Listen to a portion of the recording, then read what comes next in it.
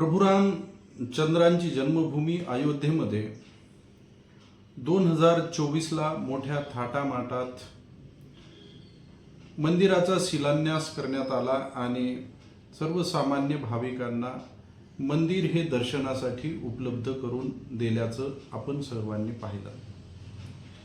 खरं म्हणजे राम जन्मभूमी आणि प्रभू श्रीरामाचं मंदिर हा देशामध्ये मागच्या अनेक दशकांपासून फार मोठा कळीचा मुद्दा राहिलेला आहे। कारण गेल्या अनेक दशकापासून प्रभू श्रीरामाचे भक्त असोत, साधू संत असोत, सामाजिक कार्यकर्ते असोत किंवा हिंदू अस्मितेशी जोडले गेलेले लाखो लोक असोत, यांनी केलेल्या त्यागातून, बलिदानातून आणि संघर्षातून राम मंदिराची निर्मिती झालेली आहे। म्हणून प्रभू श्रीरामाचं मंदिर हे केवळ धार्मिक मंदिर म्हणून गणलं जात नाही, तर ते हिंदू अस्मितेचं प्रतीक म्हणून गणलं जातं। आता या अशा पवित्र आणि अस्मितेचं, संपूर्ण देशाच्या अस्मितेचं प्रतीक म्हणून घेतल्या जाणाऱ्या मंदिरामध्ये, तिथे दिल्या जाणाऱ्या देणग्यांमध्ये गैरव्यवहार झालेले आहेत, अपहार झालेले आहेत, चोऱ्या झालेल्या आहेत आणि त्यासाठी अयोध्येच्या पोलीस स्टेशनमध्ये FIR पण दाखल झालेला आहे। 2-3 गोष्टी आपल्याला या व्हिडिओमध्ये पाहायच्या आहेत की खरंच प्रभू रामचंद्रांच्या मंदिरामध्ये डोनेशनची चोरी झालेली आहे का? म्हणजे विरोधी पक्षांनी जे आरोप लावलेत किंवा चोरी झालेली आहे असं जे लोक म्हणतात, त्याच्यामध्ये काही तथ्य आहे का? हा एक मुद्दा। त्याच्यानंतर ही चोरी झालेली असेल तर ती चोरी करण्यामध्ये मोठमोठ्या लोकांचा काही हात आहे का? तिथल्या ट्रस्टचा काही हात आहे का? हा एक विषय आहे। आणि तिसरा विषय आहे की ज्या सरकारच्या आधिपत्याखाली, देखरेखीखाली हे सगळं चालतं, मंदिरचं व्यवस्थापन चालतं, त्या सरकारची या प्रकरणामध्ये काय भूमिका आहे, राहिलेली आहे आणि काय असायला पाहिजे, या 2-3 गोष्टींवर आपण या व्हिडिओमध्ये चर्चा करणार आहोत। नमस्कार, मी सुभाष धस, तुम्ही पाहत आहात जनप्रबोधन। पहिल्या मुद्द्याकडे वळू। पहिला मुद्दा असा आहे की खरंच या मंदिरामध्ये डोनेशनमध्ये चोरी झालेली आहे का? अपहार झालेला आहे का? तर FIR दाखल झाल्याच्या नंतरचा विषय मी करतो।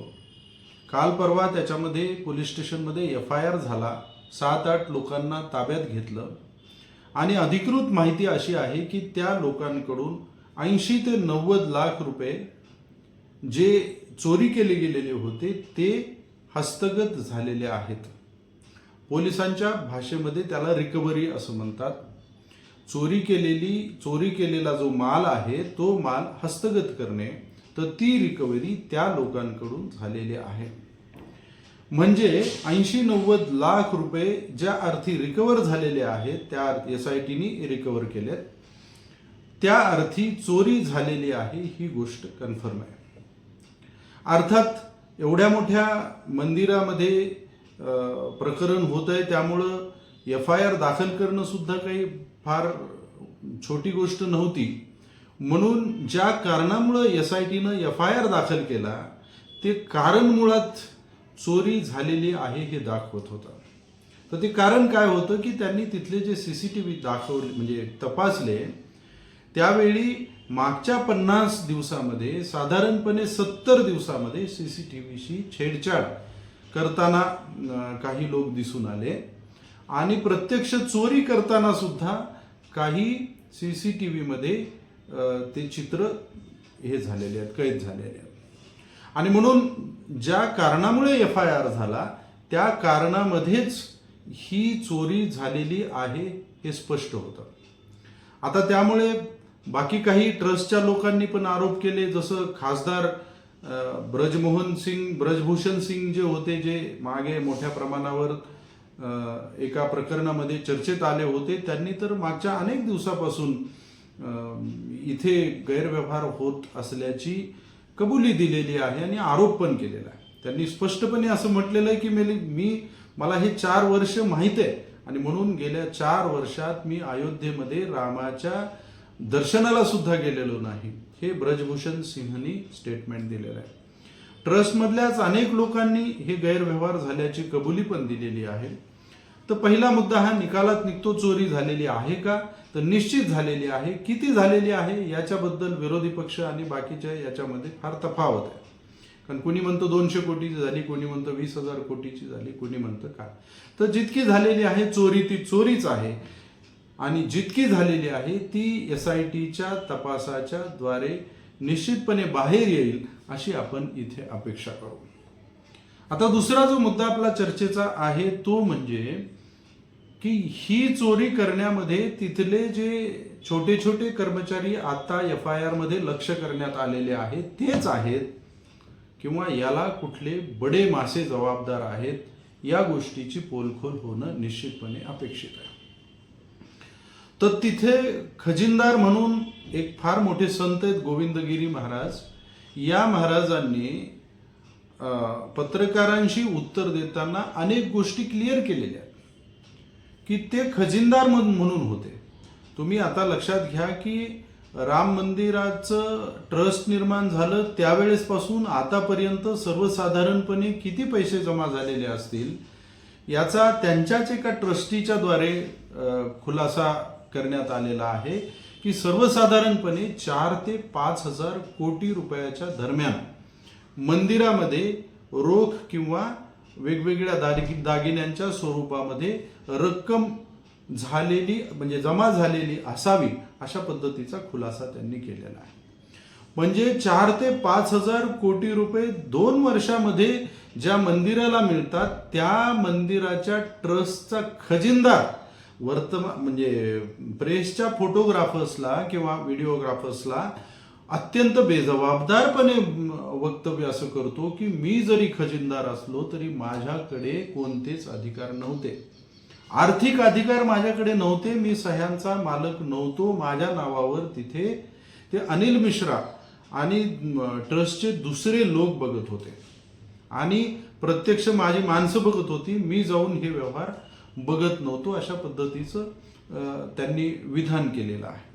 आपला मुद्दा असा आहे की ज्या ट्रस्टमध्ये जे खजिनदार आहेत ते स्वतः पैशामध्ये झालेला जो अपहार आहे याला स्वतःला जबाबदार मानत नाहीत, माझ्याकडे काहीच नव्हतं म्हणतात. ते कधी ज्यावेळी गैरव्यवहार उघडा पडला तर मग ट्रस्टमध्ये तुम्ही राहिले कशासाठी? कारण तुमच्या हातामध्ये काही नव्हतं, तुमच्या जबाबदारीनुसार तुमच्याकडून काम करून घेतलं जात नव्हतं किंवा तुम्हाला करू दिलं जात नव्हतं, तर तुम्ही एवढ्या मोठ्या हजारो कोटी रुपयांच्या ट्रस्टमध्ये राहिले कशासाठी हा प्रश्न येतो. परंतु गोविंदगिरी हे त्या प्रत्यक्ष व्यवहारामध्ये नव्हते हे स्पष्ट होतं, तरी सुद्धा त्यांनी जे ट्रस्टचे सेक्रेटरी आहेत चंपत राय ज्यांच्यावर सगळ्या देशाच्या नजरा आत्ता खेळलेल्या आहेत आणि आता सगळ्या देशामधून अनेक लोकांचं असं म्हणणं आहे की चंपत राय आणि अनिल मिश्रा हे दुसरे ट्रस्टी हे त्याच्यामध्ये दोषी आहेत. तर चंपत रायांची जी कामगिरी होती त्या कामगिरीवर गोविंदगिरीजी महाराजांनी स्पष्टपणे नाराजी व्यक्त केलेली. त्यांनी स्पष्टपणे म्हटलेलं आहे की चंपतराय यांना सगळे कामं स्वतःच करायचे होते, कोणतंही काम ट्रस्टींना विभागून द्यायचं नव्हतं. या कार्यपद्धतीवर माझा आक्षेप होता आणि आहे. याचा अर्थ ट्रस्टमधल्या सगळ्या लोकांचं आपसामध्ये अलबेल नव्हतं, परंतु चंपक राय आणि अनिल मिश्रा हे दोघं एकमेकांच्या संगनमतानं हे सगळं ट्रस्ट स्वतःची मालमत्ता असल्यासारखं चालवत होते. हे आता लपून राहिलेलं नाही. चंपतराय यांचे करीबी मानले जाणारे एक टिंकू यादव कुणीतरी आहेत आणि मिश्रा यांचे 2-3 नातेवाईक हे स्वतः पैशाचं काउंटिंग करण्यासाठी या दोघांनी भरती केलेले आहे. बँकेचं SBI बँकेमध्ये ते जो चंदा जमा होतो त्या बँकेचं असं म्हणणं आहे की आम्ही वारंवार सूचना केल्या आणि इथे काहीतरी गडबड होण्याची शक्यता असल्याची शक्यता वर्तवली, परंतु ट्रस्टद्वारे इथं लक्ष दिलं गेलेलं नाहीये. आता तर पुढे SITच्या चौकशीमधून आणि काही लोकांच्या म्हणण्यातून असं येत आहे की बँकेचे काही अधिकारी सुद्धा या लोकांबरोबर त्यांचं संगनमत आहे. म्हणून हे जे ट्रस्ट आहे या ट्रस्टला वारंवार सांगितलं गेलंय की इथे गैरव्यवहार होत आहे. विशेषतः आप या पक्षाचे खासदार संजय सिंह यांनी वर्तमानपत्रामध्ये म्हणजे प्रेस घेऊन जाहीर केलेलं आहे की मागच्या 4 वर्षापूर्वीपासून मी ह्या गोष्टी सांगतोय की इथे गैरव्यवहार होत आहे. विशेषतः जो जमीन खरेदीमध्ये घोटाळा झाला, 2 कोटीची जमीन आज खरेदी केली गेली आणि तीच जमीन उद्या 2-3 दिवसांनी ट्रस्टला विकण्यात आली, ती 18 कोटींना विकण्यात आली. हे प्रकरण खासदार संजय सिंह यांनी ट्रस्टच्या लक्षात आणून दिलं होतं, परंतु ते दाबण्यात आलं. याचा अर्थ ह्या ज्या प्रक्रिया आहेत, हे जे चोऱ्या आहेत, ह्या चोऱ्या ट्रस्टच्या नजरेखाली झालेल्या आहेत असं म्हणण्याला वाव आहे. आता SIT किती निरपेक्षपणे चौकशी करू शकते, त्याच्यानंतर एवढ्या मोठ्या प्रकरणामध्ये SITवर जो दबाव असणार आहे, तर तो दबाव झेलत या सगळ्या बड्या लोकांना, ज्या बड्या लोकांवर अजून मोठ्या लोकांचे त्यांच्या डोक्यावर हात आहेत, या लोकांना किती उघडं पाडलं जातंय याच्याबद्दल भारत देशामधल्या अनेक लोकांना शंका आहेत. येणाऱ्या काळामध्ये हे लोक म्हणजे कशा पद्धतीनं इन्व्हॉल्व आहेत आणि त्यांनी कशा पद्धतीनं या सगळ्या प्रकरणाला एक प्रकारे हवा दिलेली आहे, मूक संमती दिलेली आहे, हे सगळं लक्षात येणारच आहे. तर हा विषय मला सांगायचं एवढंच आहे की हे बडे लोक यांच्या सुद्धा नजरेच्या आड झालेलं नाही आहे. आता तिसरी गोष्ट अशी आहे की काही धार्मिक संस्थानांचे पुढारी सोडले, पुढारी म्हणण्यापेक्षा महाराज साधू संत हे त्या ट्रस्टमध्ये आहेत. तर ते साधारणपणे त्या ट्रस्टच्या बैठकांना सुद्धा येत नसावेत. दैनंदिन व्यवहारामध्ये तर त्यांचा निश्चितपणे हात असण्याची किंवा त्यांची काही संमती असण्याची काही गरज नाही आहे. ते फक्त बैठकांमध्ये चांगलं चाललंय तर चांगलं चाललंय त्याला एक प्रकारे संमती देत असावेत. परंतु तिथे जे मुख्य ट्रस्ट आहे, हे मुख्य ट्रस्ट सरकारच्या द्वारे नेमण्यात आलेलं आहे आणि खास करून भारत देशाचे जे मुख्य म्हटले जातात त्या लोकांनी नेमलेले हे ट्रस्टी आहेत. म्हणून हे ट्रस्टी डायरेक्ट दिल्लीचे प्रतिनिधी आहेत आणि या ट्रस्टीला काही होणं, या ट्रस्टीवर धब्बा लागणं म्हणजे दिल्लीच्या निवडीवर धब्बा लागणं, अशा पद्धतीची परिस्थिती आहे.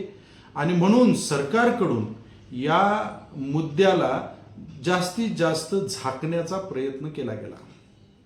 सरकारकडून म्हणजे योगी आदित्यनाथ हे देशभरामध्ये अशा प्रकारच्या नॉन टॉलरन्ससाठी प्रमुख मानले जातात, परंतु अयोध्येच्या राम मंदिराच्या चोरीच्या मुद्द्यामध्ये म्हणजे चंदा चोरीच्या मुद्द्यामध्ये त्यांना देखील शर्मेनं मान खाली घालावी लागली.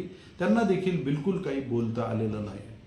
दिल्लीचं गव्हर्नमेंट तर पेपर लीक असो किंवा कुठल्याही देशाच्या अंतर्गत मोठ्या घटना असोत तर ते अकाउंटेबलच नाही आहे. त्यांच्याकडून आता जनतेनं अपेक्षा सोडून दिली आहे की त्यांनी काही एखादं वक्तव्य करून काही माफी मागावी किंवा काही खुलासा द्यावा, हे जनतेने आता सोडून दिलेलं आहे.